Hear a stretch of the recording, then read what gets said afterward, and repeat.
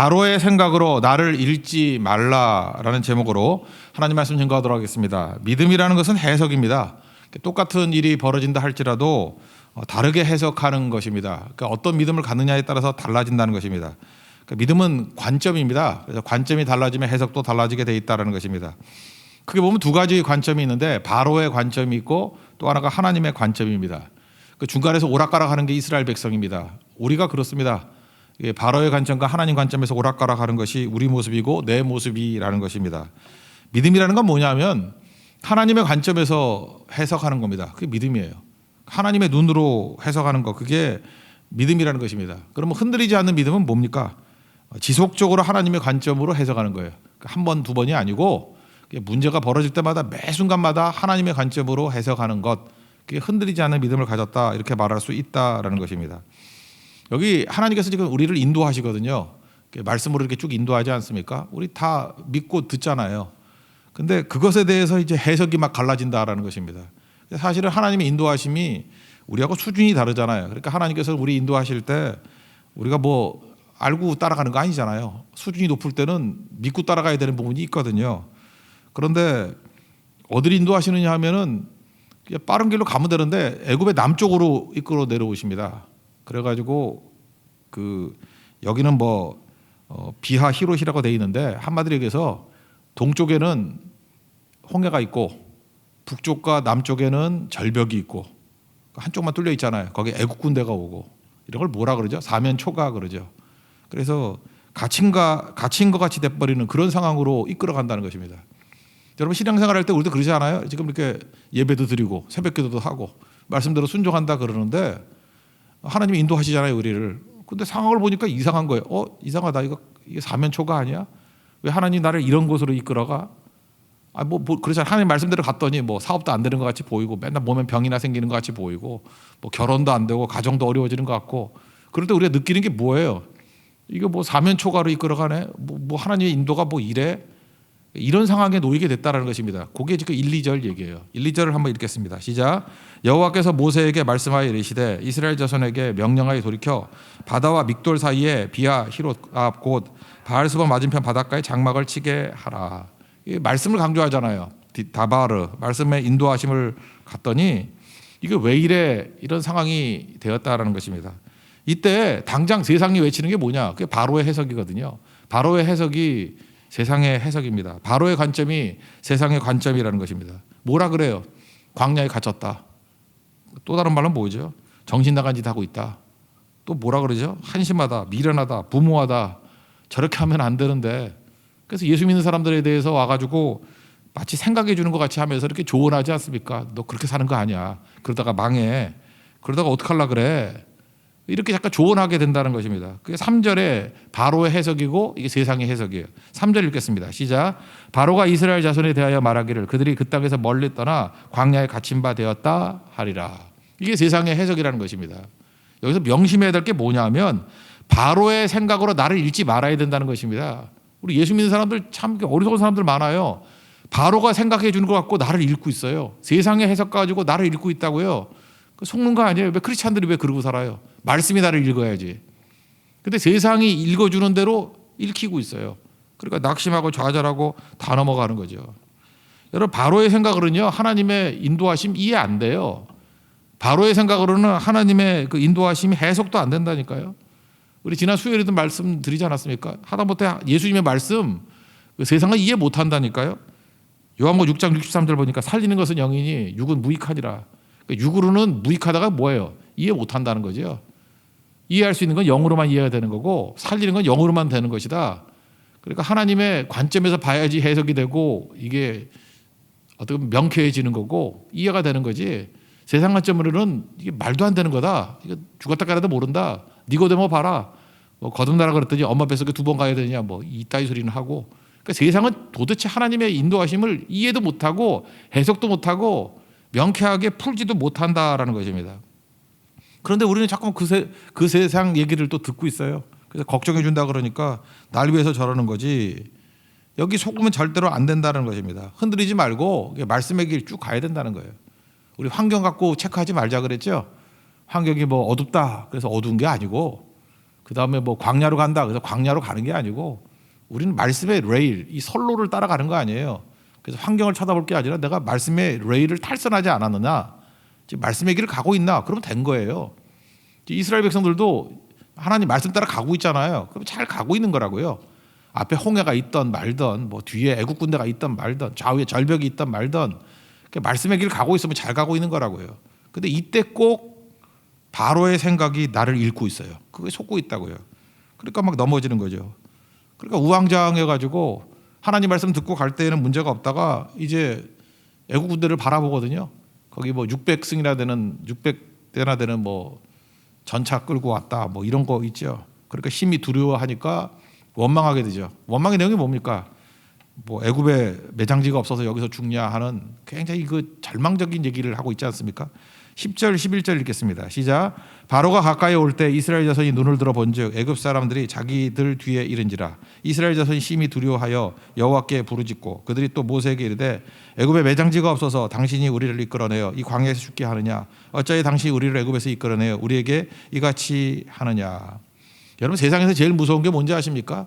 현실이에요. 그 바로가 우리 읽어줄 때 뭘 보라고 만드냐 하면은 현실을 바라봐라 이렇게 얘기한다고요. 이걸 뭐라 하죠? 팩폭이라 그러죠. 팩트 폭행, 팩트 폭력이라 그러나? 예, 이렇게 설득력이 있다니까요. 야, 말씀대로 가는데 야, 말씀 잠깐 중단하고 현실을 쳐다봐. 네가 지금 그럴 때냐? 현실만큼 강한 압박이 없다는 것입니다. 현실이 어때요? 앞에는 홍해고 뒤에는 애국 군대고 죽잖아, 니네. 현실을 바라봐야지 언제까지 말씀 그러고 있겠냐? 두 가지를 대비시키면서 세상은 우리를 설득하려고 그럽니다. 현실을 봐라. 말씀이 약속이잖아요. 약속이 뭔 소용이 있냐? 현실이 이 모양인데. 그래서 우리를 이렇게 끌고 간다라는 것입니다. 그러니까 우리 마음 가운데 두려움이 생기고 불안이 생기는 거죠. 여러분, 세상이 우리에게 던져주는 불안감이란 건 이런 겁니다. 하나님 없는 미래를 상상하라는 거예요. 그러니까 하나님 없는 미래를 상상하니까 노후에는 뭐 죽을 것 같이 보이고, 불황이니까 뭐 굶어 죽을 것 같이 보이고, 이러다가 뭐 시집도 못 갈 것 같고 장가도 못 갈 것 같고 아무것도 안 될 것 같고, 하나님 없는 미래를 상상하게 만드는 거예요. 현실을 봐라. 그 다 나가 떨어지는 거 아닙니까? 좌절하고 그러는 거 아니에요? 이게 속고 있다라는 것입니다. 이게 바로의 생각으로 나를 읽고 있는 모습이에요. 세상의 생각으로 나를 읽고 있는 모습이라고요. 뭐 이쯤 합시다. 뭐 여기서 속으면 안 되겠죠. 그럼 그 다음 얘기는 뭐예요? 말씀으로 나를 읽어야죠. 이거 훈련하는 거예요. 신앙이란 건 딴 게 아닙니다. 말씀으로 계속 나를 읽어야 돼요.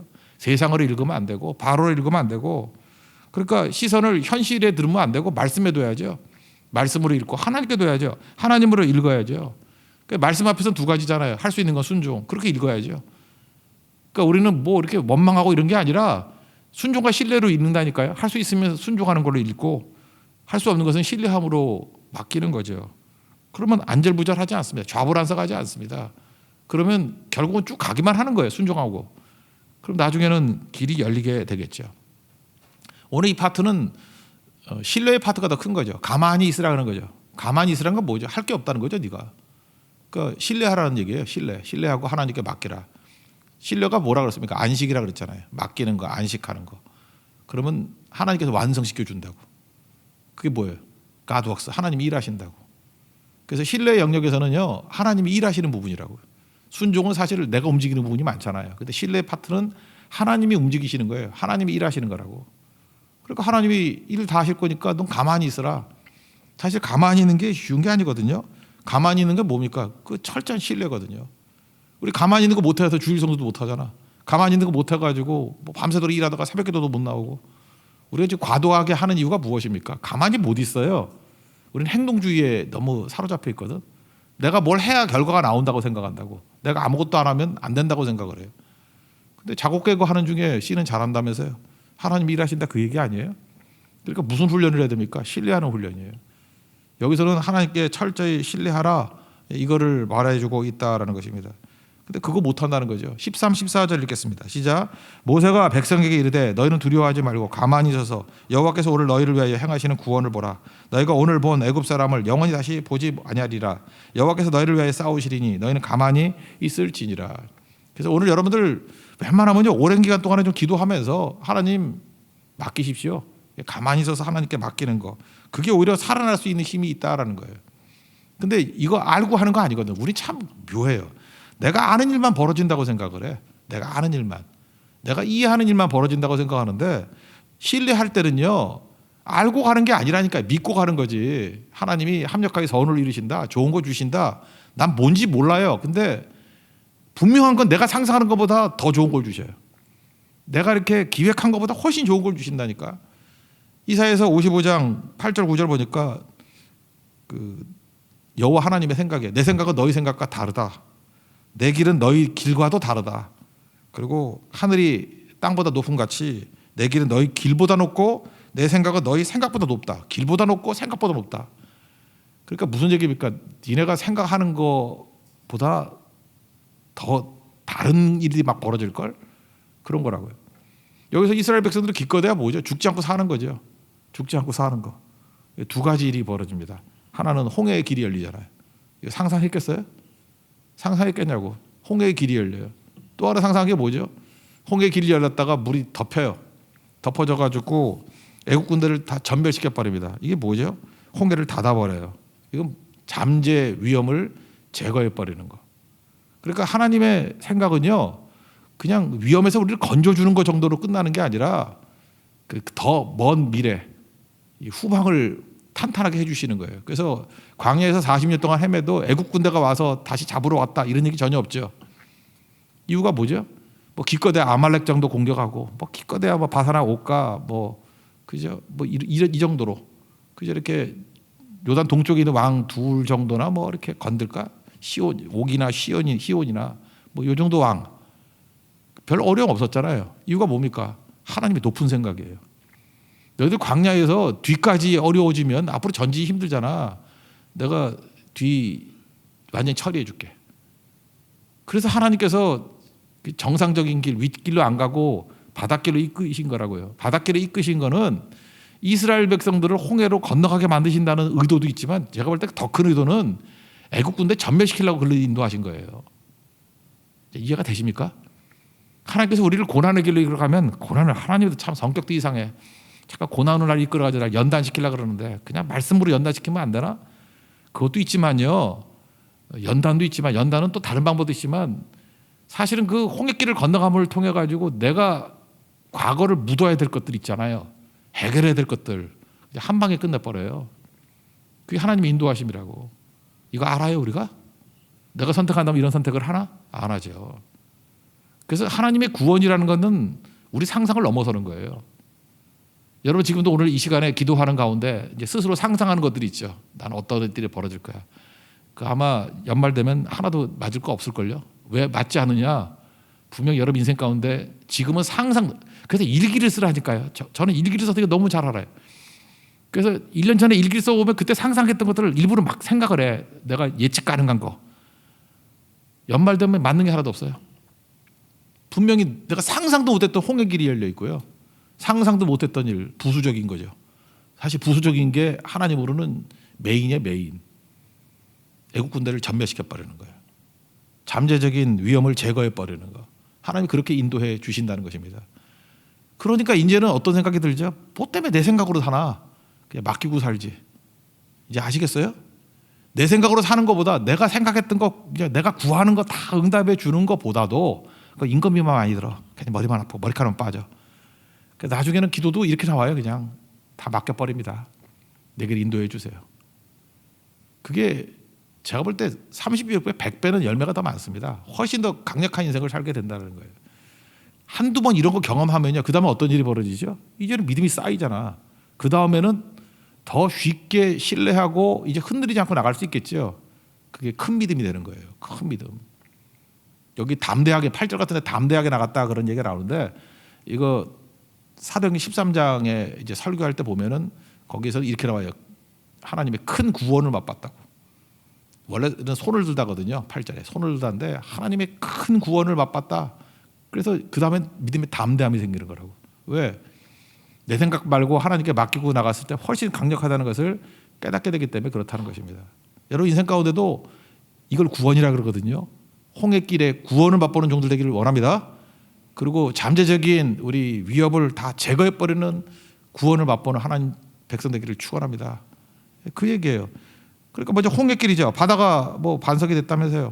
21절 22절 한번 읽어보겠습니다. 시작. 모세가 바다 위로 손을 내밀매 여호와께서 큰 동풍이 밤새도록 바닷물을 물러가게 하시니 물이 갈라져 바다가 마른 땅이 된지라. 이스라엘 자손이 바다 가운데로 육지로 걸어가고 물은 그대로 좌우에 벽이 되고. 이 홍해길 아는 길이었어요? 내가 모르는 길, 내가 모르던 길입니다. 근데 이거 우리는 너무 그 누구죠? 찰턴 헤스턴 나오던 그 쉽게 이런 걸 너무 많이 봐가지고 바닷물이 그냥 한꺼번에 쫙 갈라진지 아는데 성경을 잘 보면요 밤새도록 동풍이 불어가지고 조금씩 갈라졌어. 조금씩. 근데 바람 불 때 여러분들 불안해 안 불안해요? 나도 바람을 느끼잖아. 얼마나 불안하겠어. 엄청난 바람이 부니까. 근데 밤새도록 불다가 24절에 보니까 새벽에 가서야 길이 열렸어요. 그러니까 이 새벽 기도는 기적의 시간이에요. 그거 아세요? 홍해가 언제 갈라졌어요? 새벽에 갈라지고. 여리고성이 언제 무너졌어요? 새벽에 무너지고. 새벽에 무너졌으니까 내가 얘기를 하지. 그죠? 때려 맞춰서 다 맞잖아. 그죠? 하여튼 중요한 일도 다 새벽에 다니라. 예수님 부활도 새벽에. 하여튼 뭐 밤중에 뭐 좋은 일이 하나도 없어요. 밤중에 다 귀신이 역사하는 거고. 새벽에 하여튼 좋은 거 다 나와요. 새벽에. 오순절 성령 강의도 새벽이죠. 새벽에 성령의 충만함을 받고 뭐 외국어도 하고 막 이랬으니까 시간이 좀 지났을 거 아니에요. 그러니까 지금이 3시인데 그러니까 아침 9시에 무슨 새술에 취했냐 그러잖아요. 그러니까 그 성령 충만한 거는 아침 9시에 그 설교했으니까 그 이전에 벌어진 거 아니에요. 그 이전에.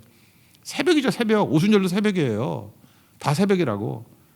그러니까 이 시간이라는 거 때도 있다고요. 이게 카이로스의 시간이 있다고. 아무 때나 벌어지는 게 아니고 시간이 달라요. 새벽의 시간이 훨씬 더 하나님이 강력하게 역사하는 시간이라고요. 그러니까 홍해길을 열잖아요. 그러니까 이런 홍해길은 내가 기도해서 열린 게 아니에요. 뭐 그렇게 바다 보면서 맨날 바다에 갈라져라 이거 아니고 맡기면 하나님께서 상상도 못했던 이런 제3의 길을 열어주신다니까요. 이게 구원입니다. 여러분 삶 가운데도 내가 상상도 모르고 내가 모르던 홍해길이 열리는 하나님의 축복의 종들 되기를 바랍니다. 이게 능력이죠. 그래서 이런 거예요. 이게 하나님께 맡기기 위해서 필요한 게 뭐냐 하면은 그냥 하나님 품에서 죽겠다고 하는 마음이 좀 있어야 된다고. 요한계시록 14장 13절 보니까 주 안에서 죽는 자들은 복이 있도다 하시매 성령이 이르시되 그러하다. 맞장구 치셨어요. 주 안에서 죽는 자는 복이 있다. 여기 이렇게 신뢰하고 나가기 위해서 필요한 건 뭐냐 하면 살 길 찾으면은 세상의 시각이고요. 한번 죽잖아요. 그래서 주 안에서 죽겠다라고 나가면 하나님이 상상도 못하는 길을 열어주시고 또 한 번은 죽어요. 우리 다 죽잖아. 죽어도 믿음으로 죽어야지.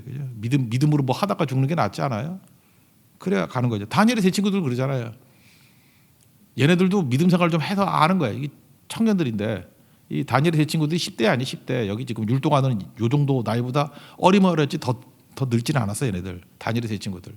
근데 얼마나 이 체험이 많은지 풀무불에 들어가도 신상에 절 안 하고 하나님 건져주실 거라고 거의 건져주실 걸 그랬잖아요. 거의. 그렇지만 혹시라도 한 1% 그리 아니하실지라도 나 절 안 해 그러잖아요. 그 무슨 얘기예요? 빠지면 뭐 데려가실 때지 뭐. 주 안에서 죽는 거지 뭐. 그랬더니 확률상 뭐 안 죽잖아요. 되게 건져주시죠.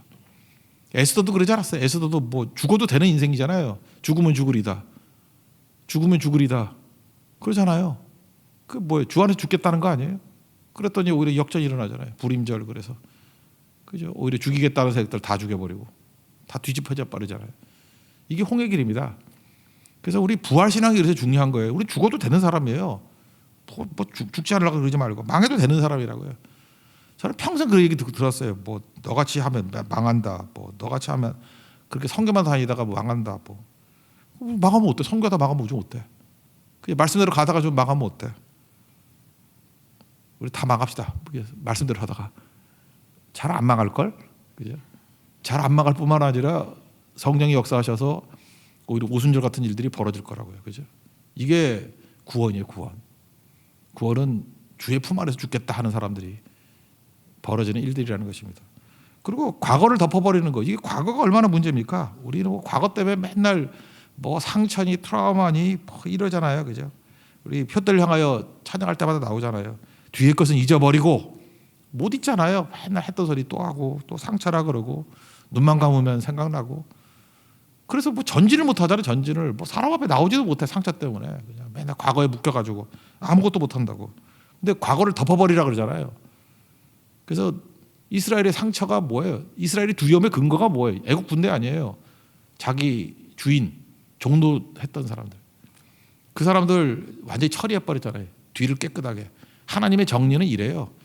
우리는 시련이라고 생각하지만 하나님은 그를 위험 요소 제거다 이렇게 읽으신다고.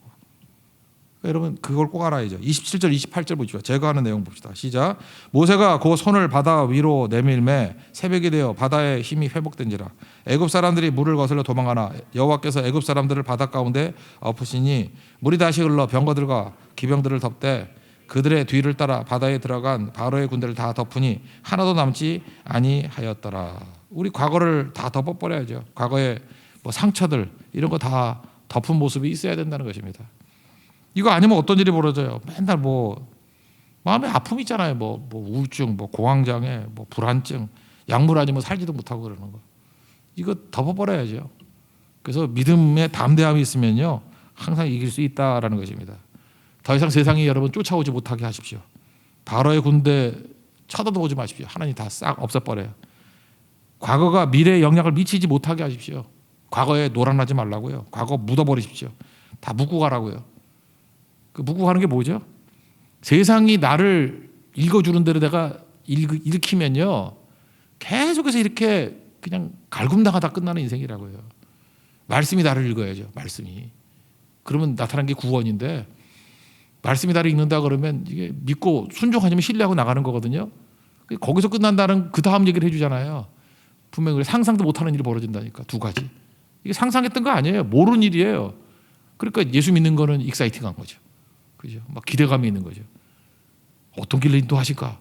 홍해 길이네. 또 뭘 더 주실까? 애국 군대 전멸이네. 이게 생각도 못했거든요. 이런 일들. 애국 군대는 얼마나 무서운 군대입니까? 큰아들 죽은 아비의 추격이에요. 큰아들 다 죽었잖아. 여러분 집에도 만약에 큰아들이 하나 죽었다 그러면 열 안 받아? 그래서 열받은 것들이 추격해 온다고. 그러면 항상 불안했을 거 아니에요. 근데 하나님이 그거 완전히 제거해버리고 이후에 애국 군대가 이스라엘 추격했다는 얘기가 있어요 없어요? 그 강대국이. 하나님이 이것까지도 생각하신다고요. 이게 구원입니다. 그러니까 여러분들 오늘도 기도할 때 하나님의 구원을 보여주옵소서. 그죠? 하나님의 구원이 있어야 깔끔해요. 과거에 묶이지도 아니하고 그 다음에 새로운 놀라운 길이 열리기도 하고 그 다음에 그 말씀대로 순종하고 나가면 이제 담대함이 생긴다니까. 담대함이. 계속 믿어도 되겠구나 하는 일들. 우리 안에 그런 믿음의 용장들이 나타나는 은혜의 역사가 있기를 축원합니다. 자리에서 일어나겠습니다. 표대를 향하여 찬양하겠습니다.